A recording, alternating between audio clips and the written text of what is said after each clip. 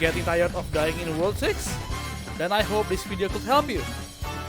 This is Tips and Tricks for Star Rail World 6. Hi, welcome with Ginger Ricky in today's episode about World 6 in Star Rail. After countless times of dying, I try to find the best ways to clear the World 6 by exiting and entering the domain to find a good buff effects. And voila! Now that I found it, I have to give some disclaimers first. First, you could easily defeat this domain actually, but you need to wait for another weeks. Of course, you need to get your character stronger. And second, I didn't make a tutorial using F2P characters because honestly, I don't have the time to upgrade them. Because you see, I have to do Genshin's daily and a full-time job to do every day. But still, this guide is applicable for all teams. I'm gonna explain from the beginning on how to do this World 6.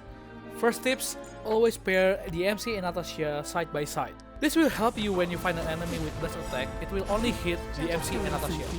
Then for the path, always choose path from the hunt, because in World 6 you will need to break the final boss as fast as you can, and the hunt path will give a lot of fast forward turn for you. I will show you later the specific buffs of the hunt. Next tips. These tips apply to all worlds with each of their pets. From the very first battle, keep on looking for buffs from the respective pets. For this world, it's the hunt. Remember, getting 3 of buffs from your pet will unlock your pet resonance skills. And try to get the pet resonance from the very first level. If you didn't get any of those hunt, or you get even just one bad buff, just finalize your game and restart the World 6 from the beginning. Don't waste your time. Then, every time you are choosing the next level, always choose the blue one. Or the occurrence they say. Trust me, choosing the occurrence every time will give you better rewards even if sometimes you have to face very hard enemies. This is why I told you to get the pet resonance from the beginning, to help you with the hard events later on. Like this! Extra tips for you who have unlocked this in the skill tree, you can get extra effect for your pet resonance. And specifically for this pet, in this World 6, always choose the bonus effect that gives you the doubles the energy limit of pet resonance. Not only it will help you a lot when dealing with the small enemies or mini boss, but most importantly, this bonus effect will regenerate more energy every time your next character begins their turn. Last tips for building your buffs. Obviously, before we fight the final boss, we will meet Herta for the very last time to enhance our buffs. So try to save as much money as you can, okay? Obviously, all the buffs each of us will encounter will be different. That's why now I will just mention what buffs you should be focusing on. For the hunt, always aim for the critical boost first. Meaning, try to upgrade all your buffs that is related to critical boost. Whether it's about increasing the limit or how fast can you gain the critical boost. Not only critical boost, next is the buffs that is related to fast forwarding your character's turn. You will want to do as many actions as you can before the enemy's turn. The last one you should be focusing on is about your energy. Most of the times, having so many actions still isn't enough yet. That is why you need as much energy buffs that you can so you can use your ultimate often. There is one more extra buff that you can be focusing on, and it's about weakness break. Because at the end of the day, all those actions is used for breaking the enemy's action as fast as you can. That's why this weakness break is very important. This is one of my winning attempts against Cocolia. I picked this clip because it will show you the imperfect of the buffs that I gained for this run. For example, this healing buff, I think it will still help because it also gives attack boost. Yeah, and then from the destruction blessings, I won't explain more about the energy regeneration, but for the second buff, I can use it to boost my survivability. For my pet resonance, as usual, is about getting the resonance ready as fast as possible by gaining energies. And as for the main buffs, again I'm focusing on the critical boost. I'm going to need it to defeat the boss ASAP. Then buffs that helps me to advancing my turns. Here I can advancing my turns by breaking their toughness or when I defeat them. One thing that I forgot to mention, buffs that helps with gaining skill points are very important, especially if you have Seele or Bronya like me. Lastly, it's all about speed here, and energies to get as many actions as we can to fast break the enemy boss. Now it's time to defeat Cocolia. As usual, before every boss, use all of the techniques that we can to increase our win rate. Yes, I will let you watch the battle yourself, but later at some points I will try to give my thoughts on the battle of why I do this and that. So, enjoy! I will be the commentator here, and also just for you guys to know, I double the speed here so you guys won't get bored because it took so long, okay? defeating Cocolia is so long. All right, I'm gonna giving comments on what or how, why did I do that, or how did I do that, right? As you guys can see, my goal is to break Cocolia as fast as I can. I don't care about the other thing. I don't care about the damage. Actually, it's more about breaking her actions. Then every time she wants to wake up, I'm always gonna be using my MC or my main character to use the shield. First, it will give all of our teams shield. Well, just a small one, but I think it's quite useful. And secondly, sometimes Cocolia will attack single target, and it helps our team to survive lah. Also, as you guys can see here, I also love to keep my resonance as much as possible because I want to defeat that ice thing as fast as possible, or at the very least, so that I can help my seele to destroy it faster and gain another action by destroying it. Also, by destroying something, seele can also gain more damage, as I remember. Right? Other thing is I always keep my eyes on the health also, because every time Cocolia is entering a new stage or new phase. For example, now is 4% health left. After she's becoming 0, she will enter a new phase, and later on it will increasing the difficulties. It will increase the difficulties.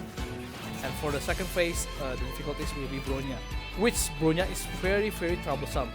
Why? Because same like ours, she can speed up Cocolia's turn also, and that will really sucks if you let her be. That's why if you guys are trying to do the achievement on saving Bronya, bruh, forget it, okay? Wait until a few weeks later until you get your character stronger, then you will get this achievement much easier than now. Oh, and this is one strategy thing that I want to mention to you guys. Try to break Bronya first before Cocolia, because okay, I've mentioned that Bronya, I mean the enemy's Bronya, can also hasten the turn of Cocolia, right? See? And if you let Cocolia to wake up first before Bronya, do you remember Bronya can hasten the turn of Cocolia? If Cocolia is already using the ice area bursting or her ultimate, you will find it very annoying if after she is using that bursting, where she usually needs to wait for one turn, but then because of Bronya, she will fasten Cocolia's turn, and yes, she will use it ASAP, and that won't give us time to break Cocolia afterward. So that's why I keep on like this. I keep on breaking Bronya's first before Cocolia, so I can try to at least minimize the damage from Cocolia. And also as you guys can see, I also always keep on using the resonance to destroy the icicle thing, because it really annoys us a lot.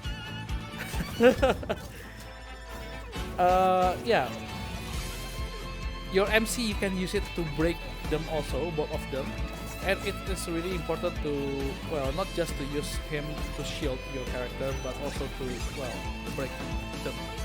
Here, yes, as you as you guys can see, it's not that I've made a mistake. It's more like because if you count it, I can destroy Bronya's shield first and then Cocolia's, because it will be too late and Cocolia will already destroy my characters. That's why that time there I try to break Cocolia's first just to avoid her ultimate. See, okay, now her health is very minimum. I have to think a little, just because I need to calculate whether if she does this or after she summons new summons well, her summon is not showing up on the field, but if you see on the left side on the turns, you will see that there's one blue thing that will also attack like that. Yes, like that. And you see, well, for me, at the very least, the first time I reached the third phase of Cocolia, I thought it is much easier than the second phase because there's no Bronya at all. Because yeah, okay, because you need to aim for Bronya first, you need to defeat her first, just to very simplify these things, alright? But then, at the third phase, I just noticed that, well, you see my Bronya there? Yeah. Her damage is much more, yeah, well, she gained a lot more boost for her damage, and there are freeze also. And well, sometimes I forgot to shield my character because I've loosened up a bit because I think it's easier, but yeah, no, it's not. Okay, just for you guys, keep on your momentum, right? Keep on your calculation. Just don't take it easy or take it lightly, alright? For this example, yes, I'm using my ultimate when Cocolia is in her weakened state. What I forgot is that she is already using her skill now, and because I didn't save my ultimate to break her shield, well, yeah, I get my consequence. I lose my Bronya, I lose my seele, okay? This is frustrating for me, alright? At that time, yeah, at the point where you watch this video, I am very frustrated and I'm trying to finish the battle as fast as I can because her health is not that much anymore. Yeah, the only thing that I'm focusing on is how to survive this battle. That is what I'm focusing on.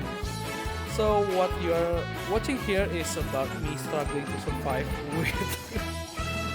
without my damage dealer, with only my tank, support, and healer. See, yeah, my tank is my MC, my healer is Cocolia, and the support is Bronya. Luckily for me, yes, I managed to focusing my damage to Bronya. Oh, I mean Cocolia, I'm sorry. Yeah, this is where I really try to count whether if I can win this game or not. And yes, luckily for me, I won. I won. Yeah. Yes, that's what he said. Yeah. I think that's all in the video. I'm sorry if half of the video is about just me commentating on my own battle. But I do hope that you guys can learn something or some strategies or some basic thinkings on how to do this battle, right? Yeah, I think that's it for me. Thank you guys for watching. I love you guys. And bye-bye. Don't forget to subscribe and like, yeah.